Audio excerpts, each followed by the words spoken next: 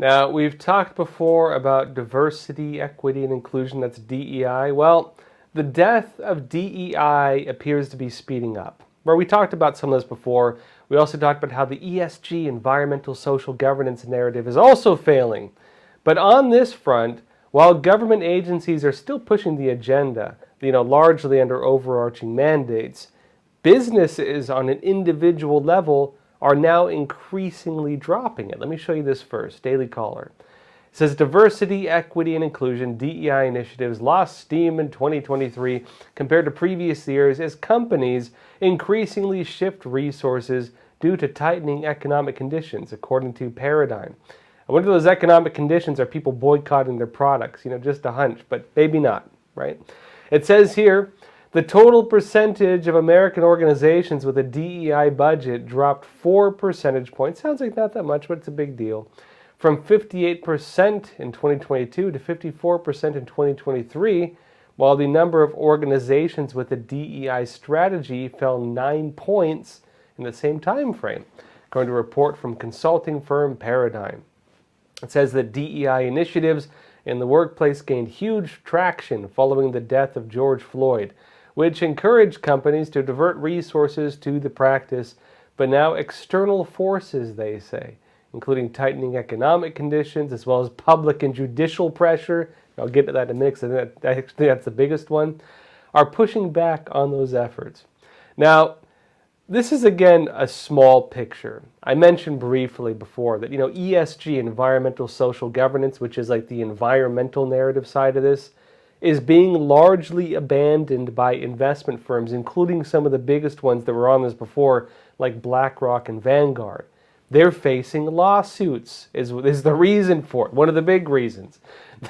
They're messing essentially with the rules for companies and products for companies and using this narrative, this ESG score, as a tool to punish companies so they don't follow their agenda.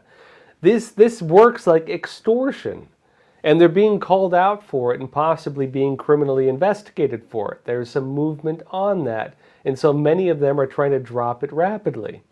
And a very similar thing right now is happening with DEI. Again, ESG is the environmental side, DEI is the racial side when it comes to these agendas they're pushing. Now, cities right now are pushing programs that defunded the police. They're facing lawsuits from businesses. They're facing criticism from people who are sick of robberies and so on because they defunded the police. Businesses are losing billions. If you go to San Francisco, you find businesses shuttered all over the place. And a lot of that criticism has extended to groups part of that agenda like Black Lives Matter and others. And look, whether it's government agencies, private businesses, universities, many of them are facing or risking lawsuits around DEI, ironically, because of racial discrimination.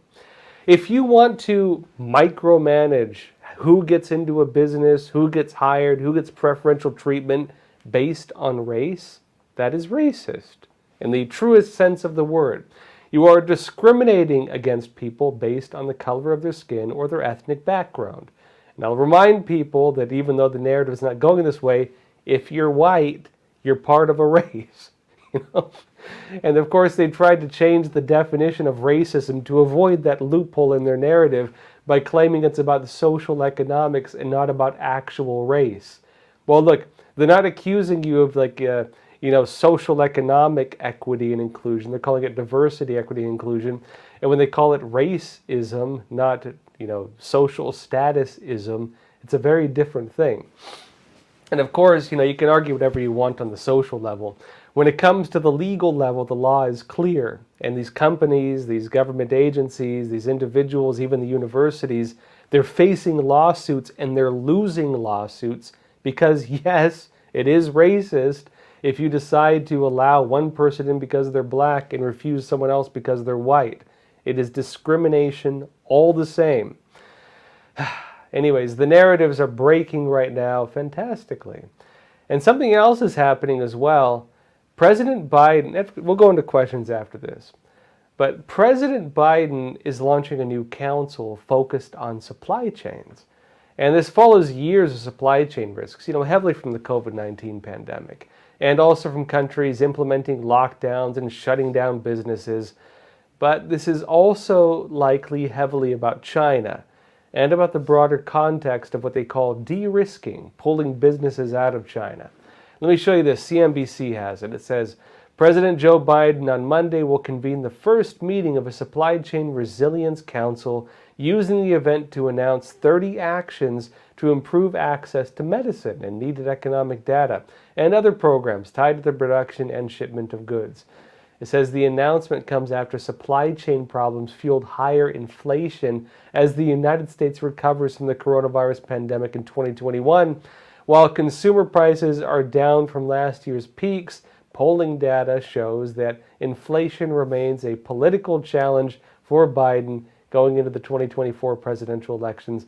And apparently just telling people that inflation isn't happening, it's not real, is not a winning not a winning proposition for him. Now look, when it comes to the shipping crisis, remember, a lot of this goes back to the Chinese Communist Party. The CCP have been one of the worst offenders on the economic lockdowns. Technically, the world followed the China model with all of that. But the CCP, even when most of the world was opening up, kept bringing them back. Now look, we were told before that the markets of the world would not recover from COVID lockdowns until every country on earth stopped the lockdowns.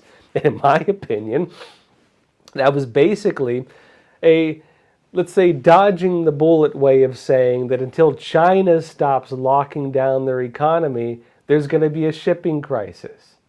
Lockdowns in China put a heavy toll on the U.S. and other countries. Why? Well, because a lot of our goods are manufactured there. When Biden starts this whole, global shipping council and so on, he's talking about supply chain resilience, and he's talking about medicine. Remember, most of the ingredients for medicine come from China. A lot of them come from India too, but India is typically not having problems with, repeatedly locking down their economy. And of course, many other countries as well doing business in China, many other countries as well getting a lot of their cheap manufactured goods from China. When the CCP shuts down trade, locks everything down, says people can't even leave their houses, well, what happens? The boats, the shipping containers get backed up, and everything in the whole world comes to a standstill. Businesses facing this, key sectors facing this, major economic things that we need to survive, like medicine, get shut down. And that presents not only an economic problem for the world, but a basic safety problem for the world. And so what's been happening? They were talking about maintaining, for example, critical infrastructure, the assurance that we have what we need to survive as nations. Again, medicine being a big one. And they were also talking about de-risking, making sure that, for example, if you're a business leader and you need to maybe travel to China, well, you're not going to get stuck there and locked in your hotel room, or you're barred from the country entirely. That if you want to buy goods from there, they're not going to be stuck in a shipping container waiting in line for like a month or however long they want to lock it down for. China is becoming increasingly dangerous for business. And this is happening as Xi Jinping is doing his whole charm offensive right now. He's touring the world. Remember, he just came to the United States? Touring the world, trying to sell all these big companies that China is ready for business. I'm not even joking. China is open for business. Come pour your money back in. They're even going to Japan right now. They're going to South Korea right now. They're desperate for money and desperate for business.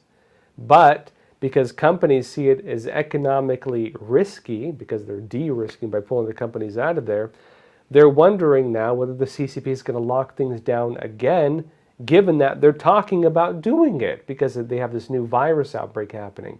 In fact, even Taiwan put a travel warning on China just recently. There's talk right now in the United States of also putting a travel ban on China. It's becoming very dangerous for businesses, in other words.